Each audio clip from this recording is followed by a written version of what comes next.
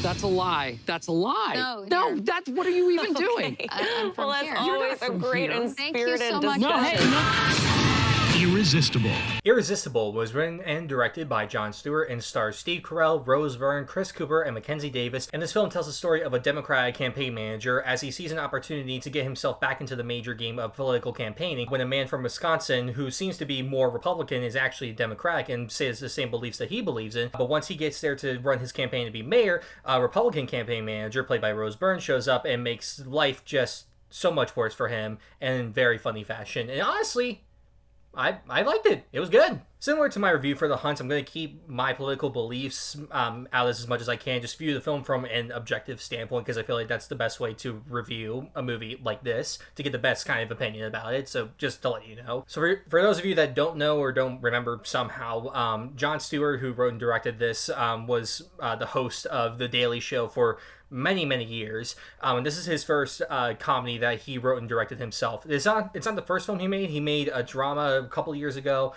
based on a true story. I don't remember, but this is what it was and this is what it was called. So seeing him go into a political comedy from his background of working on The Daily Show, it seems like to make sense and that he would be the right fit to make this film. I think the challenge that Jon Stewart had with making this movie was making a political film that would be able to stand the test of time for many years, because the problem with political comedy these days is that so much of it is so based on like what is currently happening in the moment, and like by like, you know, say you jump like a year later and you go back and watch that stuff the jokes and stuff can feel very dated to what happened then and doesn't really have that huge of a lasting impact. And I think that's what's been like, you know, like killing Saturday Night Live for a while, just because of how political their comedy is and just like how like so recent it is that it doesn't have the same lasting power as most of its other stuff does. Same with The Daily Show, but that's what it's built off of, The Daily Show, and that's how it's lasted for so long. So for that case, it works. But when you have a political comedy film, you really gotta find the right subject to really be able to last for a long time so people can come back and visit it, still get the same kind of comedy, but still understand like what the film is talking about. And here, I think that he did a good job. I think that he found the right kind of subject matter that doesn't feel dated and is very believable to not just the current political climate, but just like past decades and probably future decades from now. And I think that he did a good job delivering on that. I will say, though, that for most of the movie, though, the political commentary is very standard. It's very much what you would expect from this kind of like story and setup. The way that Steve Carell's character acts, the way that Rose Byrne's character acts, the whole situation, how it unfolds.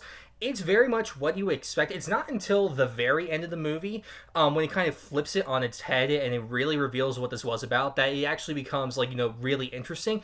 But the problem is that's the very end of it, though. So you don't really have much room to like further explore that idea and really show like, you know, how big of an impact that thing has, which is a shame because what's revealed at the end is actually like really interesting and really can get you to think. But because the whole film is set up to be this one thing, you don't have any time to focus on the thing that's revealed at the end. So it does leave you thinking about it, but not as much as it could if the whole film was about that certain thing. The performances in this were fantastic as always. It's cool to see Steve Carell go back to doing a comedy movie. He's fantastic as always. Rose Byrne is just absolutely delightful in this movie in the weirdest of comedy fashions. She's fantastic in comedies.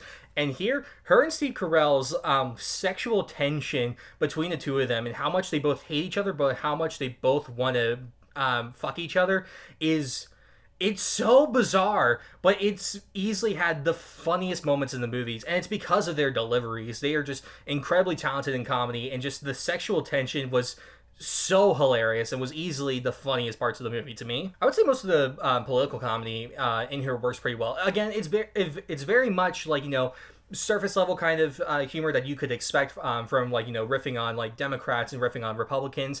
I think what could have made it stronger though was showing more of the like Republican side of how they do like their campaign managing, because most of the film is seeing like how Steve Carell and how the Democrats like, you know, do their campaign managing, which is something that I feel like that isn't exactly talked about a whole lot. So it is cool to see like that side aspect of it, but I think what could have really again made people think a bit more was showing how both sides work and how they both work against each other, but also work in tandem together, whether they know it or not.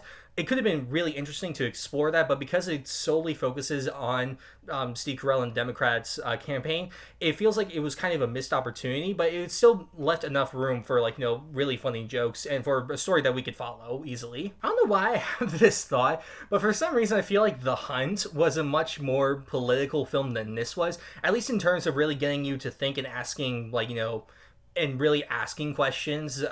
This film, like, raises some ideas, but doesn't really ask you to think about anything until the very end, which is weird coming from Jon Stewart, because you think that this would be, like, much more, like, head on, just, like, absolutely attacking and demolishing. But it feels a bit restrained, and I don't know exactly why it does. It just, at least to me, it feels restrained in, like, the levels that he could have gone to, because this film was also rated R, but it very much held back on most things, which is surprising. I don't know, it could just be me. Overall, I would say Irresistible was a fun time. I had a good time with it. The comedy was good. Performances were fantastic. Steve Carell and Rose Byrne, when they're together, even though it's not a whole lot, when they're together, are easily the best parts of the movie.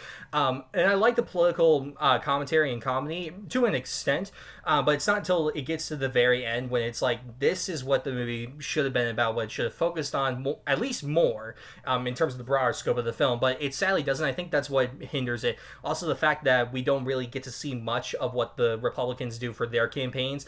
I feel like that was also a missed opportunity to really, like, show the similarities and differences between the two of them. Feels like a missed opportunity, but overall, I had a fun time, and I think this is a good movie. I'm going to give Irresistible a 7 out of 10. Like with The King of Staten Island, I don't think this movie is worth renting for $20. Movie theater close to me actually, like, opened up. Don't worry, completely safe, sanitized, masks, and all that stuff. I paid half of what I would have paid to rent it by going there and getting, like, a drink and popcorn and stuff. So it's like, Universal, you are asking way too much to rent the movie for 2 days. Just my opinion. So that was my review of Irresistible. Have you seen the movie? What did you think about it? What do you think of Jon Stewart and The Daily Show, Steve Carell, Rose Byrne, all of those cool, crazy people? What's your favorite political comedy? Let me know down in the comments below. Like, share, subscribe, check out everything else that I've done, and I will see you all next time.